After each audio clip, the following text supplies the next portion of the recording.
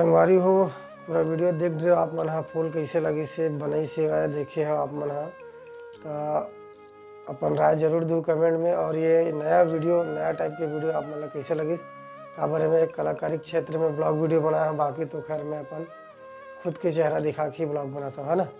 तो कैसे लगी आप मन वीडियो जरूर बताओ और चैनल ला सब्सक्राइब जरूर कर दूँ संगवारी हो, लाइक करूँ, कमेंट करूँ, शेयर जरूर करूँ संगवारी। तब तक के लिए जय राम, राम राम, जय जोहार, जय छत्तीसगढ़। मिलता है अगला वीडियो में है ना।